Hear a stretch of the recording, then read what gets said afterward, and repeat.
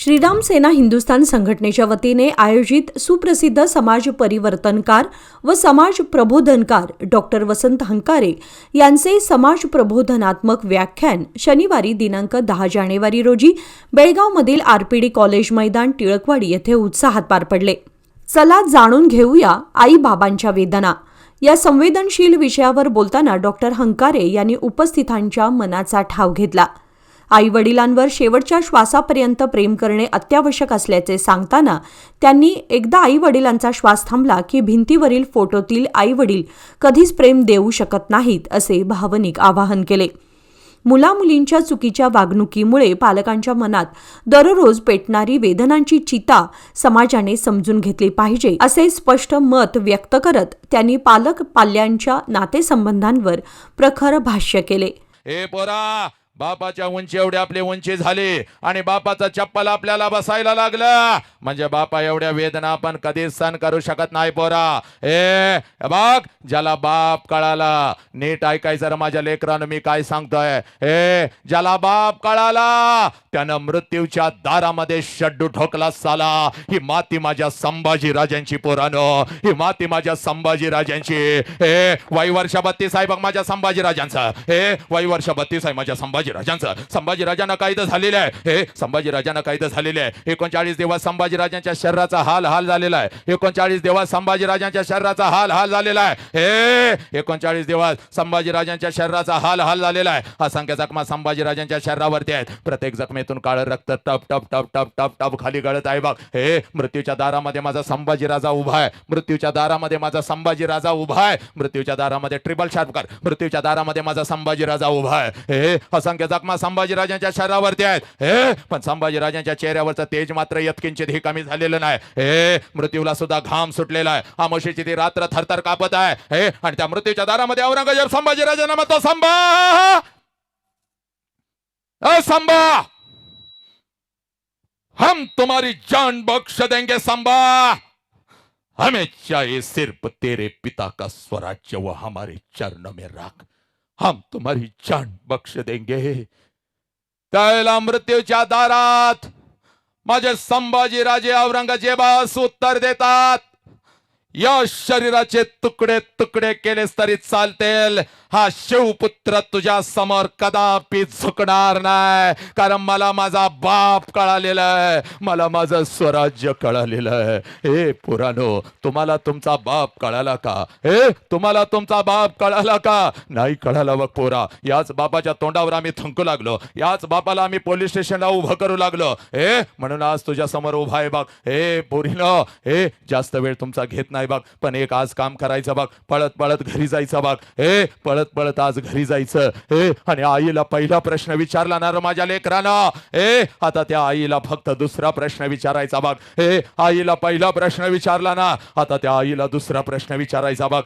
आणि हा दुसरा प्रश्न त्या आईला का विचारायचा? कारण या प्रश्नाच्या तळाला लपलेला आहे तुझा बाप. या प्रश्नाच्या तळाला तुझ्या आयुष्याचा संघर्ष लपलेला आहे. पुरानो, माझ्या लेखीनो, पळत पळत आज घरी जायचं बघ. त्या आईच्या नजरेमध्ये नजर घालायची बघ. आणि त्या आईला आता दुसरा प्रश्न विचारायचा. 25 वर्षापूर्वी तिच्या मस्तकी अक्षदा पडल्या पोरानं. कोणता गुगल, युट्यूब, इंस्टा तुला हे नाही सांगणार बघ. कोणत्या पुस्तकामध्ये आजपर्यंत तू आईची वेदना आणि बापाची ही वेदना नाही वाचलीस बघ. आज तुझ्या समोर ठेवतो बघ पोरी. काळजामध्ये पेरून घ्यायचा वणवा पेटला पाहिजे. याचा वणवा, माणुसकीचा वणवा पेटला पाहिजे बघ आज. पळत पळत घरी जायचं बघ. आणि त्या आईला आता दुसरा प्रश्न विचारायचा. कारण 25 वर्षापूर्वी तिच्या मस्तकी अक्षदा पडल्या बघ.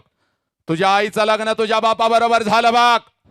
आणि ज्या क्षणाला तुझ्या आईचं लग्न तुझ्या बापा बरोबर झालं, पोरी, त्या क्षणाला कशाचाही विचार न करता एका क्षणात तिनं तिच्या आईला सोडून दिलं. एका क्षणात तिनं तिच्या बापाला सोडून दिलं. एका क्षणात तिनं सगळं घरदार सोडून दिलं. आणि कशाचाही विचार न करता ती माऊली तिच्या सासरी आली बघ. आणि सासरी आल्यानंतर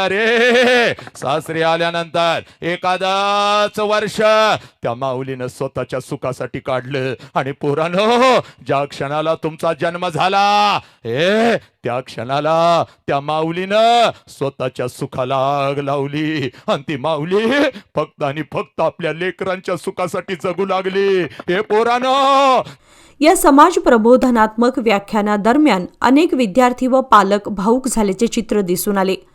उपस्थित प्रत्येक विद्यार्थ्यांच्या सह पालकांच्या डोळ्यात अश्रू दाटून आले होते.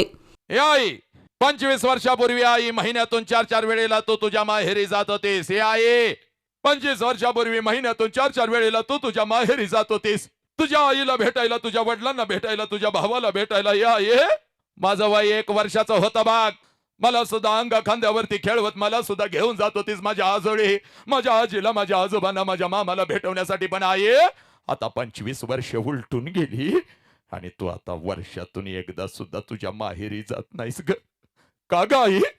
तुला आता तुझ्या आईची आठवण नाही का ग येत? तुला आता तुझ्या बापाची आठवण नाही का ग येत? तुला आता तुझा भाऊ तुझ्याच घरी नाही का ग बोलवत?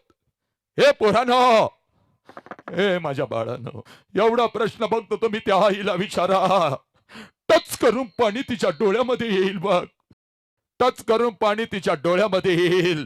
हंबरडा फोडल बघ ती माऊली, तुझ्या गळ्यामध्ये पडल बघ ती माऊली. तिच्या डोळ्यासमोर तिचा बिचारा गरीब बाप येईल बघ. हे तिच्या डोळ्यासमोर तिची बिचारी गरीब आई येईल बघ. हे अक्का अक्का करत तिच्या माग पुढं पळणार ते लहान लेकरू, हे तिचा भाऊ तिच्या डोळ्यासमोर येईल बघ. शिकून आता मोठा झाला पण गरीब बहिणीला मात्र विसरून गेला. हे पुरी, स्वतः उपाशी राहणारा पण त्याच हाताने तिला घास भरवणारा तो तिचा बिचारा फटक्या कपड्यावरचा बाप तिच्या डोळ्यासमोर दिसल बघ. अंगावरती एकच लुगडा आहे, 50 ठिकाणी फाटलेला आहे, 40 ठिकाणी शिवलेला आहे, पण तुझ्या अंगावर नवीन कपडा चढवणारी ती आई तिच्या डोळ्यासमोर दिसल बघ. तुझी आई हंबरडा फोडल, तुझ्या गळ्यामध्ये पडेल आणि तुला म्हणल खराय पोरी खराय. हे पोरी खराय, 25 वर्षापूर्वी महिन्यातून 4-4 वेळेला मी माझ्या माहेरी जात होते बघ, माझ्या आईला भेटायला, माझ्या वडिलांना भेटायला, माझ्या भावाला भेटायला. हे पोरी, तुझं वय 1 वर्षाचा होता बघ. तुला सुद्धा अंग खांद्यावरती खेळवत तुला सुद्धा घेऊन जात होती बघ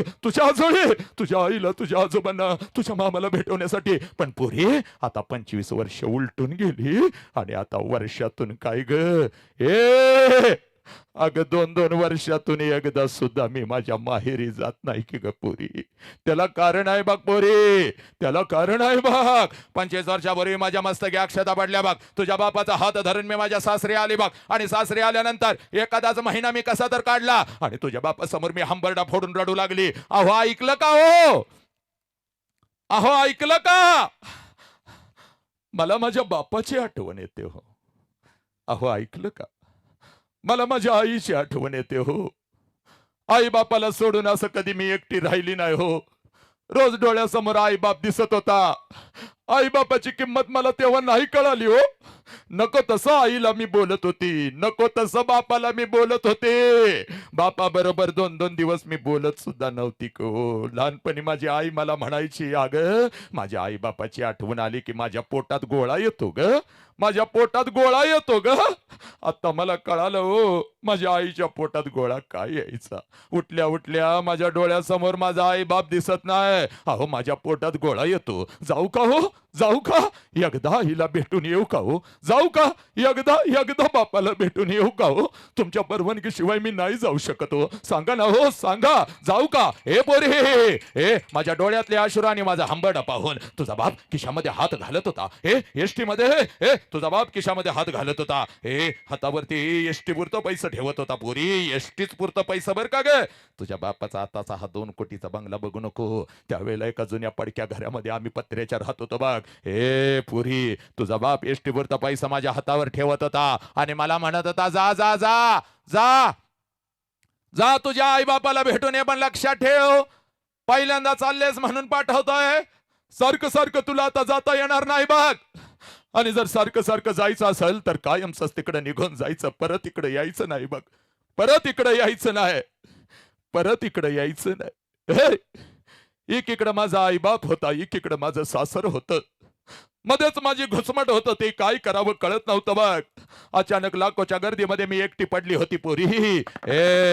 तुझ्या बापाकडून एसटी वरचा पैसा मी घेत होते, हातामध्ये 2 पिशव्या घेत होते, एसटी मध्ये मी बसत होते बाग, एसटी माझ्या माहेरी येत होते, एसटीतून खाली मी उतरत होते, घराच्या दिशेने मी धावत होते बाग. माझ्या नजरेच्या डब्यामध्ये माझं घर यायचं बोरे, आणि मी घराच्या दिशेनं पळत सुटायचे. कधी एकदाची माझी आई माझ्या समोर येते, आणि कधी एकदाची मी आईला कडकडून मिठी मारते. कधी एकदाचा माझा बाप माझ्या समोर येतो, आणि बापाच्या गळ्यामध्ये मी कधी एकदाची पडते. हे बोरी, तुझ्या बापाकडून मी एसटी वरचा पैसा घेत होते, घराकडे जात होते, मला कधी एकदाच माझ्या भावाच्या गळ्यात मी पडते, आणि त्याच्या गालाचं मुख कधी एकदाच घेत 10 रुपयांची हातात त्याच्या नोट कधी एकदाची मी ठेवते. हे बोरी, तुझ्या बाबाकडून एसटी वरचा पैसा मी घेत होते, हातामध्ये 2 पॉइंट इक्विलायझर टाक, हातामध्ये 2 पिशव्या घेत होते, एसटी मध्ये मी बसत होते बाग, एसटी माझ्या माहेरी येत होते, एसटीतून खाली मी उतरत होते, घराच्या दिशेने मी धावत होते. माझ्या नजरेच्या डब्यामध्ये माझं घर यायचं, माझ्या नजरेच्या डब्यामध्ये माझं घर यायचं. घराच्या अगोदर, घराच्या समोरचा त्या अंगण मला दिसायचं, आणि सगळ्यात अगोदर त्या अंगणामध्ये मला माझ्या बापाचं चप्पल दिसायचं पुरी.